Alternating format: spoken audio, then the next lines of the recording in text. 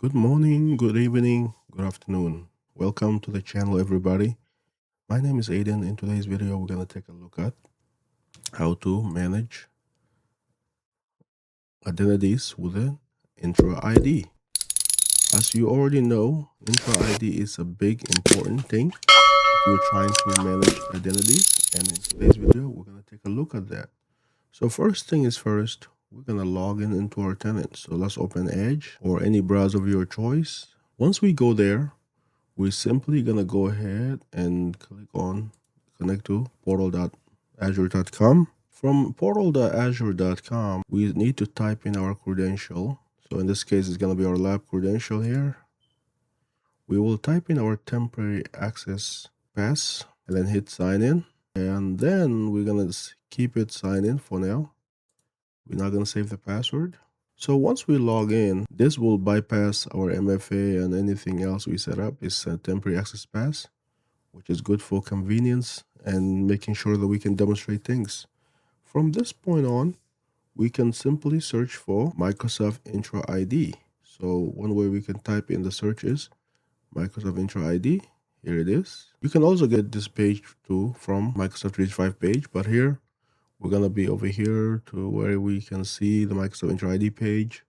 And from this point on, we can actually see where it says manage, and then we can click on tenant. So in this case, let's click on manage tenant. Our tenant information is that. We can create a brand new tenant. So let's click on create new tenant. And creating a new tenant means that we can actually harness the user and add users to that tenant, making sure everything is ready for those users, separating them away from the tenant or primary tenant. So that's what we can do. So now our first tenant would be, we're going to just hit next for the tenant to be Microsoft Entra ID. We can also do Azure B2C or Entra ID, external Entra ID. So let me go ahead and just do the first choice, which is Azure Entra ID. The naming is going to be something very lazy, but it will cover what we need to do. First, AAD, that's a name. And then on the initial domain is going to be first the AAD with the numbers. What this means is that now once we're doing it, you'll be able to remember all the steps we've taken. And so that's why we're doing this. So let's make sure, first of all, that we can still see the full screen in here. We're going to do next. This is going to be our tenant information. First AD 5871550 on Microsoft.com. That's the default name we've chosen, and we're going to be okay with that. So we're going to hit next. We're just going to hit review and create, but it's kind of a little slow right now. So we're waiting for it to see why it's a little bit delayed. But we will get it once it actually stop being slow a little bit. We're going to be back once this is resolved itself. All right, so we got everything configured now in terms of the tenant name. Everything else is done. So we're going to hit create and we watch it getting create. We have to type this as our security code, making sure that we're not someone who's doing this through AI. Agentic AI are the thing nowadays. So we're going to type in this to confirm we're not robot, although a lot of AI are becoming good at this. So we'll see if they're going to change the captcha to something else. So we're going to hit submit. I will wait for a few minutes. Obviously, for you guys' benefit, you won't have to wait for a few minutes. You will see this near real time, but for my case, I have to wait. I'll pause the video. Once it's done, we'll resume back. All right, this message, as you can see here, it says here tenant creation was successful.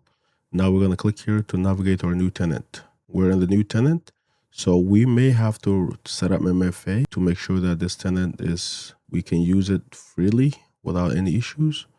And we will also have to create an account and whatnot. So let's come over here and we're going to hit next for MFA.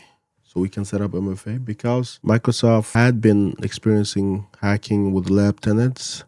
They want us to make sure that we configure MFA, which I don't blame them.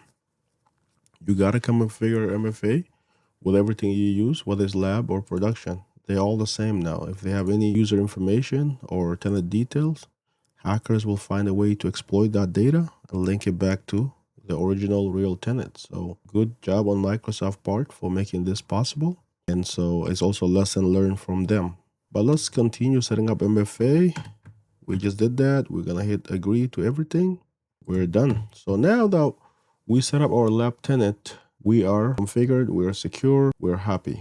So next thing now we have is introduction to we're going to get to do our first lab. And this time we're going to be managing the new tenant we just set up. We're going to create usernames. The whole purpose of this is to make sure that you as an Azure administrator get comfortable on how to manage users, group. And this is basically the first stage where you can learn to do all those things. Now, you may see that this is some of you, this may be too basic for you. You all have done this. But whether you've done it or not, it's part of the certification. You want to know how to do it. If you're asked to create a new tenant, you want to know how to do that. So basically, this is where the scenario comes in for the lab. We are an organization called Cantoso. We're building a new lab environment for pre-production testing for apps and services. A few engineers are being hired to manage the lab environment, including the virtual machine. To allow the engineers to authenticate by using Microsoft Entra ID, we have been tasked with provisioning users and group. To minimize administrative overhead, membership of the group should be updated automatically based on their job title. So this is where we're going to have to use dynamic distribution or dynamic group membership. So our job right now is we're tasked to create a user accounts and configure user account. We're tasked to create groups and add members. First things first, we're already in the Azure portal, which is good. And from this point on, we will just need to go ahead and get to the manage user part. So we're going to go do this together. Go to the Azure portal once more so you can see from fresh point of view. Again, this is for my students who are beginners. So I want to make sure you guys see how this is done rather than getting lost. So from this point on, this is the welcome page for Azure portal. We want to just search for Microsoft Entra ID like we did earlier.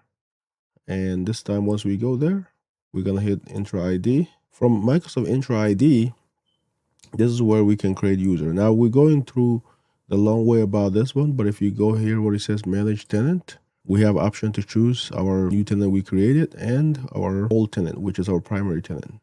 So that's what we have the option to choose from. So for the purpose of this, we're going to create this in our new tenant, which is a lab tenant. So that way we actually not messing with the old tenant. So that's what we're going to do. And once we do that, then everything should be 100% ready for us. So let's get started. I hope you guys are ready. We're going to get this started. So we're going to click on our first tenant. It just tells you exactly what the tenant we're working on and everything else. We can leave the tenant and do everything else. Let's go back home. Let's click on Microsoft Entra ID. We're going to click on manage users. From the user point of view, we're going to create a new user. And the username is just going to be standard user, not external. And the user ID is going to be the exam name. In this case, we're going to call it AZ-104 user 1. And then this is going to be derived from the user principal name, which is fine. And the display name is going to be this, which is AZ-104 user 1. The password, we can set it to have auto-generated, and that's fine. And it's going to be enabled. Next, the properties. We're not going to do much with it other than the usage location, which is scroll down. You're going to see the usage location. We're going to set it to United States. This is pretty much very simple stuff. But if you're new to it, you're going to need to follow every step like a T. So once we do this, we're not going to worry about assignment right now. We're going to hit review and create. So the username should be created in a matter of instantly.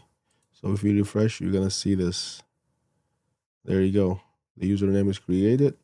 It's going to be at Microsoft.com because our domain is what is set up right now. Let's just say we don't have a custom domain set up yet. And so the next thing is we're going to invite another user. In this case, I'm going to invite myself to this tenant. So we're going to hit new user, invite a user. The username I'm going to invite is going to be me. So it's going to be cloud admin. Actually, so I'm just going to invite something that I won't matter if you guys end up spamming me or anything else. And then we're going to call it just Aiden Awesome. And then we're going to get this message. The message will be for us simple thing, which is welcome to our Azure AD group project. So by doing this, if we have an external developer, we can allow them to log into the tenant, do something for us, and then we can kick them out after they're done. But that's how we can go ahead and invite somebody and we can have a CC. Maybe we can copy their manager or copy a ticket system. We're going to do next. From this point on, we're going to need to make sure that we list the name of the user. In this case, it's going to be lab administrator, and then the department is going to be IT. The user type, it's guest. We won't change that for now. The only thing we're changing is the usage location, which is going to be again set to United States. If they are somewhere else, you're going to have to set that locale correctly. And then now we did this, we're going to need to forget about the assignment again. We're going to hit next, review, and we're going to hit invite. The other one we created, this one is invite. So once we invite the user, they should get an invitation to actually log into our tenant. And obviously this user right now doesn't have any type of permission or anything like that, but that's what we got going on. So we got our username / the tenant information, as well as this is the one we created, this is the one we invited. So far so good. Hopefully you guys are following along. We're now going to get to the option to create a new group and add members to the group. So that's what we're going to do. So first things first, we're going to need to leave this user area by coming here and then clicking group. Groups is really where you can manage things. Without groups, it will be harder to be an admin, in my opinion, because if you are trying to grant access to a user, instead of doing it for a user the same access, you can just add the group the access and then add those users to the group as they get hired or they get terminated. So that's kind of the whole deal of why you want to have a group assignment for roles and other things. But anyways, without saying too much here, let's create a new group. The group is going to be security, but you have option to create a Microsoft 365. So those are the two options. So if you're asked in the exam which group should you create, it's going to be security group or Microsoft 365 group. So from the groups here, we're going to have to name this one lab administrator. Again, our naming is very lazy right now, just to try to get through the naming and get through the lab. So the group description is going to be, again, you don't have to put a description, but if you want to for identifying the group, that's what you can do. And then the membership right now is going to set to be assigned. For purposes of this later on, we're going to do another type of group, but for now, that's how we're going to do. And from this point on, we're not going to have any owner. We're not going to have any member. We're going to just leave it everything as default. And so that once we did that, we're going to add a member. Let's add a member to the group. We're going to add the two users as a group member. So let's come over here, members. We're going to do this user and then this user. These are the two users we're going to create leave them as a member, because this is our guest user and this is our main user we just created recently. So we're going to hit select. By doing this is a way of adding people group to manually. This is a tedious process, but if you wanted to do it properly, we can take a look at that next. So hit next and create. So the group is going to create it. Everything is instant. Obviously, you can see if you can come to all groups now, you're going to see this is the only group we have in the tenant and it's ready for us. So that's pretty good. Now, the other thing you're going to find out that when it comes to this, you can use Microsoft Copilot or any AI to help you if you're new, but I won't rely on this without you understanding how all this works. So take your time, understand the material, understand how this all comes together. Do not just pass it off to, let's just say, an AI to help you with this, because otherwise you're going to have a lot of issues going forward. And so, but this is the end of the lab, guys. We went ahead to review what we just did so you understand. We're going to come back here first. We went ahead, created a new tenant. Let me go back even further. So we went ahead, managed the tenant. We created a new tenant called first AAD default. After that, we went ahead, created a new user. We created a user by the name of this AZ-104 user 1, and then we invited another user. And then after that, we went ahead to groups. We created a group name 1, lab administrator. And then we also clicked on the group and we make sure the group is actually have a membership. In this case, they invite the guest user account, which is my test guest user account. And we added proper user, which is a member status. So that's it. I hope you guys enjoy this quick demo on managing identities in AZ-104 certification. This can apply to any other certification too, because Microsoft certification do overlap. So do learn this. If you have any question, comment below. Until next time, have a good rest of the day, guys. Peace. And don't forget to subscribe. We are growing this channel.